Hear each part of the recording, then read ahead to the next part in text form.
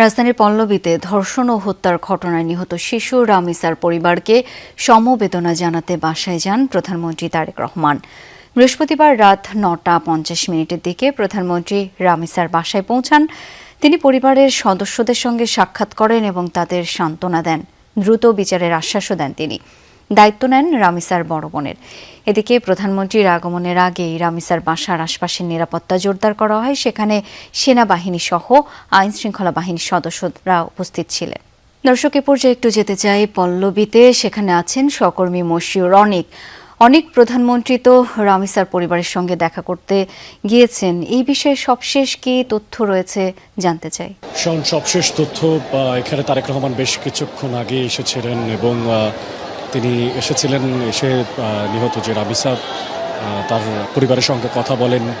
তার বড় বোন, তার বাবা মা সবাইকে তিনি সান্ত্বনা দেন এবং এক পর্যায়ে তিনি তার যে বড় সন্তান অর্থাৎ রামিসার যে বড় বোন, তার দায়িত্ব সব দায়িত্ব কিন্তু তিনি নেন এবং বলেন যে পড়াশোনা থেকে শুরু করে তার যাবতীয় যে সমস্ত দায়িত্বগুলো আছে সেগুলো তারা নেবেন। এই প্রসঙ্গটা আসলে মূলত আসে রামিসার বাবা যখন অনিশ্চয়তার কথা বলেন যে এবার তার বড় মেয়ের আসলে কি হবে, তখনই আসলে বলা হয়।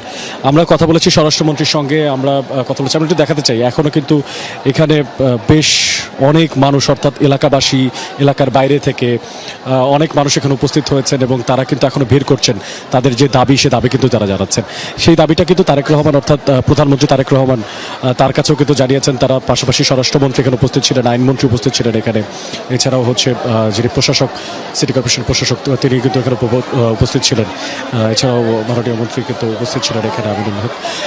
নানাবিধ আসলে বলা যায় যে এখানে যারা স্থানীয় আছেন তাদের আবেদন, তাদের যে আবদার, সেইটাই কিন্তু তারা এখানে জানিয়ে যাচ্ছেন। বিশেষ করে যত দ্রুত সম্ভব বিচার কার্য পরিচালনা করার কথা কিন্তু তারা বলেছেন। এখানে একটু জানিয়ে রাখতে চাই, স্বরাষ্ট্রমন্ত্রী আমাদেরকে জানিয়েছেন যে আসলে বিচার কার্য পরিচালনা করার জন্য একটা আইনগত পদ্ধতি আমাদেরকে মাথায় রাখতে হবে এবং সেটি হচ্ছে, যেহেতু এটি একটি হত্যাকাণ্ড, পাশাপাশি এখানে একটা রেপের প্রসঙ্গ এসেছে, তাই সেক্ষেত্রে ডিএনএ টেস্টটি কিন্তু খুবই গুরুত্বপূর্ণ। অর্থাৎ ডিএনএ টেস্ট করতেও কিন্তু প্রায় 48 ঘন্টা মতো সময় লাগে। তাই সেই সময়টুকুতেও অন্তত পক্ষে দিতে হবে সরকারকে। এবং তার পাশাপাশি রামিসার বাবা বলেছেন যে দ্রুততম সময় গ্রেফতার করতে পারাটাও, এটাও আসলে সরকারের জন্য তাদের কাছে একটা অবাক করার বিষয় ছিল। তো শাওন, বলা যায় যে এখন পর্যন্ত এখানে বিক্ষুব্ধ জনতা অবস্থান করছেন এবং প্রধানমন্ত্রী তারেক রহমান এখানে যখন এসে সান্ত্বনা দিয়েছেন তাদের পরিবারকে, তাতে তারাও কিছুটা সন্তুষ্ট হয়েছেন বলে আমরা জানতে পেরেছি। ধন্যবাদ আপনাকে।